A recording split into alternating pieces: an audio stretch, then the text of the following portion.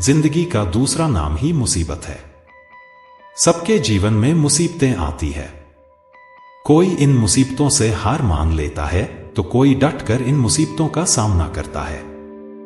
बहुत से लोग इन मुसीबतों से टूट जाते हैं और उन्हें ऐसे मोटिवेशन की जरूरत पड़ती है जिसके कारण वह इन मुसीबतों का बिना डरे हुए सामना कर सके। इंतजार का फल। सब्र का फल मीठा होता है। आपने इस मुहावरे को कहीं ना कहीं जरूर सुना होगा, तो चलिए आज हम इस कहानी के माध्यम से जानते हैं कि आखिर इसका मतलब क्या है। इस कहानी में बताया गया है कि तारों को कैसे ईर्ष्या का भाव उत्पन्न होता है और श्री नारद मुनि उनको कैसे इस मुहावरे का अर्थ समझाते हैं। यह अत्यधिक सुंदर और प्रेरणादायक कहानी है। आप इसे पूरा जरूर पढ़ें। जब सूरज अस्त हो रहा होता है तब हल्की हल्की संध्या सी उत्पन्न होती है और चारों ओर शांत वातावरण जैसा एक अंधेरा सा छा जाता है। सभी जीव जंतु पशु पक्षी अपने निवास स्थान की ओर जाने लगते हैं और हल्की हल्की हवा चलने लगती है। हम जब आसमान की ओर देखते हैं तो सूर्य अस्त होता रहता है, तभी आसमान में तारे टिमटिमाने लगते हैं। कुछ तारे दूसरे तारों की अपेक्षा अधिक चमकीले होते हैं, परंतु कुछ तारे कम चमकीले होते हैं। अधिक चमकीले वाले तारों पर हमारी नजर जल्दी पहुंचती है और कम चमकीले वाले तारों पर हमारी नजर बहुत कम ही पड़ती है। इसलिए हम उन पर ध्यान नहीं देते और उनकी सुंदरता फीकी पड़ जाती है। लेकिन उन सब तारों के बीच एक ऐसा तारा भी होता है जो सबसे अधिक सुंदर और चमकदार होता है, जिसके आने से पूरा आसमान जगमगा सा जाता है।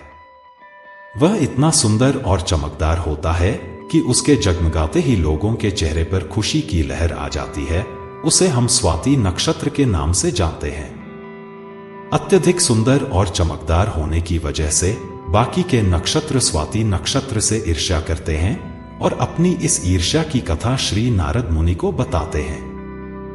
नारद मुनि उन सभी तारों को समझाते हुए कहते हैं कि देखो, जो भी सब्र करता है उसकी कीर्ति संसार में होती है और मुझे प्रतीत होता है कि आप लोगों में धैर्य नहीं है। इसीलिए आप लोग संध्या काल होते ही तुरंत जगमगाने लगते हैं। लेकिन स्वाति नक्षत्र अत्यधिक समय के बाद आसमान के निकट आता है, तभी उसकी प्रतिस्पर्धा इतनी अधिक होती है। तभी सभी लोगों के चेहरे पर मुस्कान आती है। इसीलिए कहा जाता है कि हमें सब्र करना चाहिए, क्योंकि सब्र का फल मीठा होता है।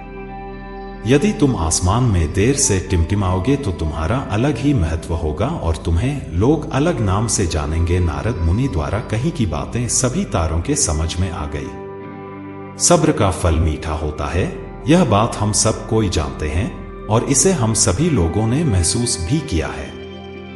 हम हमेशा अपने कार्य को पूरा करने के बाद उसके परिणाम के इंतजार में उतावले हो जाते हैं, या फिर अपने आने वाले कार्य को पूरा करने के लिए उतावले हो जाते हैं, जिससे हमारा आगे आने वाला कार्य बिगड़ जाता है।